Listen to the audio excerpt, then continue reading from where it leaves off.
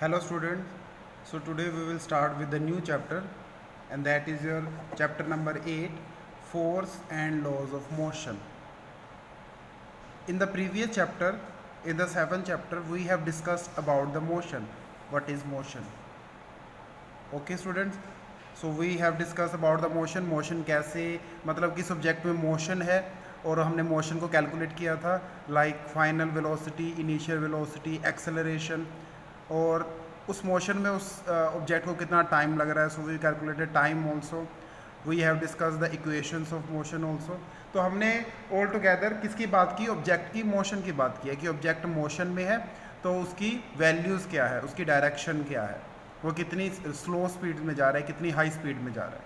So we discuss about the motion. But motion के in this chapter we will discuss कि motion के पीछे के रीज़न क्या है. ओके, सो अगर कोई ऑब्जेक्ट मोशन में है तो उसके पीछे का रीज़न क्या है.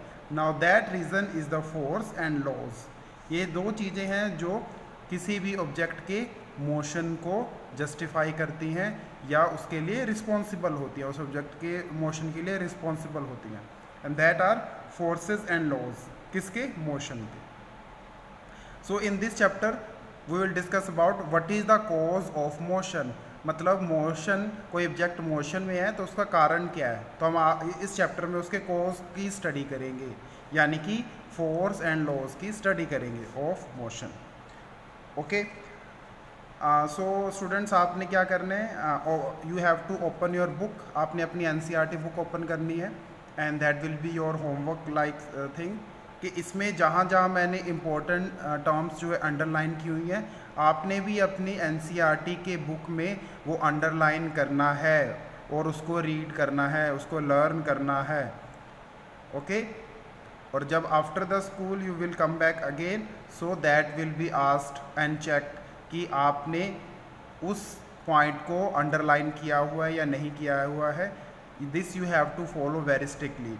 Okay, again I am telling कि जो भी मैं यहाँ पे आपसे अंडरलाइन करवा रहा हूँ टर्म्स को, वो आपने अपनी नोटबुक के ऊपर, बुक के ऊपर अंडरलाइन करने हैं एनसीईआरटी की, एंड इसको रीड एंड लर्न करना है. अगर आपने ये पॉइंट्स लर्न कर लिए तो आपको कोई भी क्वेश्चंस करने में कोई प्रॉब्लम नहीं होगी. ओके, तो this is for your easiness कि आप किसी क्वेश्चंस को आराम से अंडरस्टैंड भी कर पाओ और उसको आप आराम से सॉल्व भी कर पाओ. तो ये काम आपने करना है.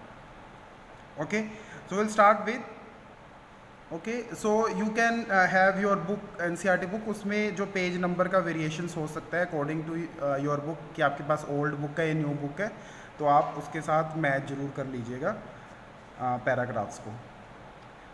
So we'll start with this. In our daily life, we observe that some effort is required to put an stationary object into motion or to stop a moving object. तो ये लाइन क्या कहना चाह रही है कि हमारी डेली लाइफ में हम ये ऑब्जर्व करते हैं कि हमें कुछ एफर्ट्स लगाने पड़ते हैं. We have to put efforts. किस पे? To put object stationary. या तो ऑब्जेक्ट जो है स्टेशनरी है उसको मोशन में लेके आना है, या फिर जो ऑब्जेक्ट है वो मूविंग है उसको हमने स्टॉप करना है. We have to stop the object which is moving. तो ये हम ये दो काम करते हैं ना. या तो ऑब्जेक्ट आपका, फॉर एग्जाम्पल जैसे ये पेंसिल है, अब ये पेंसिल मूव कर रही है, okay, and I will stop like this, it is moving and I will stop hair like this. तो मैंने इसको मोशन को स्टॉप करने के लिए फोर्स लगाया. और सेकंड केस क्या हो सकता है कि पेंसिल ऑलरेडी रेस्ट पोजीशन पे है और मैंने इसको फोर्स लगा के इसको मूव करवा दिया, है ना. तो ये दो केसेस जो हैं हम अपनी डेली लाइफ में ऑब्जर्व करते हैं, जिसमें कि हम अगर ऑब्जेक्ट मोशन में है तो हम उसको स्टेशनरी पोजीशन में लाने की कोशिश करते हैं, ठीक है. अगर ऑब्जेक्ट मूविंग स्टॉप है तो उसको मूव करने की कोशिश करते हैं. तो ये हम अपनी डेली लाइफ में इस तरह से किसी ऑब्जेक्ट के ऊपर फोर्स को अप्लाई करते हैं. तो ये क्या होता है? ये हमारा एफर्ट होता है. तो फोर्स को आप एफर्ट भी बोल सकते हैं, which is done on any object. Like अभी मैंने जैसे पेंसिल पे जो एफर्ट किए, तो एक तरह से मैंने उस पर एफर्ट किया, उस पर फोर्स लगाई. Okay, so this effort can be muscular effort, जैसे मैंने अभी मस्कुलर एफर्ट के थ्रू जो है फोर्स लगाई थी. And say that we must push, hit और pull the object to change its state of motion. ये बहुत इंपॉर्टेंट लाइन है कि हमने ऑब्जेक्ट को या तो पुश करना है, हिट करना है या पुल करना है उसके मोशन को चेंज करने के लिए। और ये बहुत ही कॉमन सेंस वाली बात भी है, वेरी कॉमन सेंस। अगर आपने किसी भी ऑब्जेक्ट की मोशन को चेंज करना है, चेंज मतलब आपने स्लो करना है या फास्ट करना है, तो ऑब्वियसली या तो आपको उसको पुश करना पड़ेगा, हिट करना पड़ेगा, पुल करना पड़ेगा। तीनों में से किसी एक कंसेप्ट को या किसी एक टर्म को आपको यूज़ करनी पड़ेगी। That is a very common sense, है ना। So the concept of force is based on the push, hit और पुल। तो यही हमारा जो है कंसेप्ट हो जाएगा कि फोर्स लगाने के लिए हमें क्या करना पड़ता है, ऑब्जेक्ट को पुश करना होता है, हिट करना होता है या पुल करना होता है। That is very common thing for us, है ना। And this is called force, और इसी को हम क्या बोलते हैं, फोर्स बोलते हैं, isn't it. Now this pushing, hitting और pulling of objects are all ways of bringing the object in motion. जब भी हम किसी ऑब्जेक्ट को पुश कर रहे हैं, okay, like for example pushing कैसे होती है, नाउ वो pushing it, okay, like this, तो इससे भी इसके मोशन में चेंज आ रहा है। नेक्स्ट क्या है, बाय हिटिंग इट, हमने इसको हिट किया, जैसे ऑब्जेक्ट है हमने इसको हिट किया लाइक दिस, तो इससे भी इसकी मोशन में चेंज आया। एंड पुलिंग इट, इसको हम पुल कर रहे हैं, ठीक है, लाइक दिस, हम इसको पुल कर रहे हैं, हम इसको पुल कर रहे हैं लाइक दिस, वो I am pulling it. So in these 3 cases हम क्या कर रहे हैं, ऑब्जेक्ट की मोशन को चेंज कर रहे हैं। तो मेरा कहने का ये मतलब है कि किसी भी ऑब्जेक्ट के मोशन को चेंज करने के लिए आपको उस पर फोर्स लगानी है। That is the main point in this paragraph. They move because we make force on it, है ना। जो मैंने लाइन बोली है, ये जो लाइन है ये इसका समरी है, पूरे जो पैराग्राफ की समरी है, लास्ट लाइन है कि they move because we make a force on any object. Now next paragraph में देखिए, इसको भी अंडरलाइन कीजिए, ठीक है, अपनी बुक के ऊपर, और सबकी बुक के ऊपर अंडरलाइन होना चाहिए ये, तभी मुझे पता चलेगा कि आपने वीडियो देखी है या नहीं देखी है। और जिस जिस पॉइंट पे अंडरलाइन किया वही पॉइंट आपका अंडरलाइन होना चाहिए। You are also familiar with the fact that force can be use to change the magnitude of velocity. हाँ जी, क्या आप इस लाइन से एग्री करते हो कि अगर हमने किसी वेलोसिटी के मैग्नीट्यूड को, मैग्नीट्यूड मतलब उसकी वैल्यू को चेंज करना है, तो हमें क्या लगाना पड़ेगा, उस पर फोर्स लगाना पड़ेगा। अभी अभी हमने पहले भी इसी बात को डिस्कशन में लाए हैं कि किसी ऑब्जेक्ट की मोशन को चेंज करना है, उसकी वेलोसिटी को चेंज करना है, तो हमें क्या करना होगा, उस पर फोर्स लगाना होगा।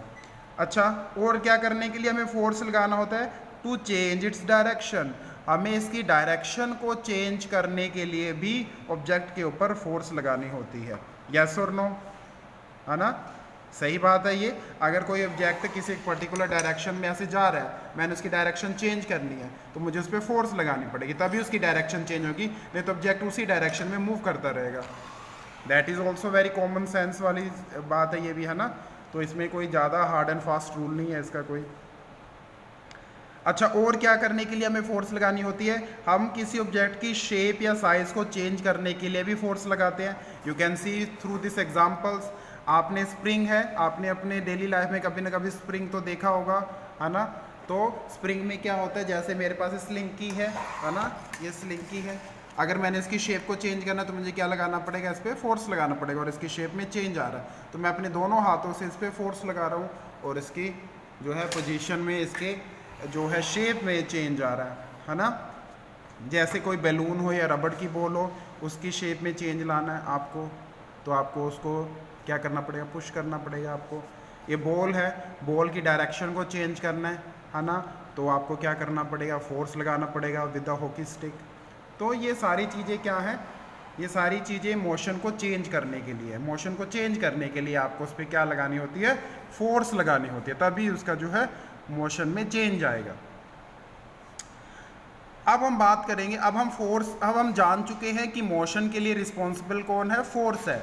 तो अब हम बात करेंगे बैलेंस्ड एंड अनबैलेंस्ड फोर्सेस की इन द नेक्स्ट लेक्चर।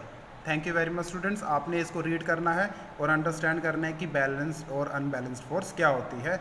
इसको हम नेक्स्ट लेक्चर में स्टडी करेंगे। Thank you.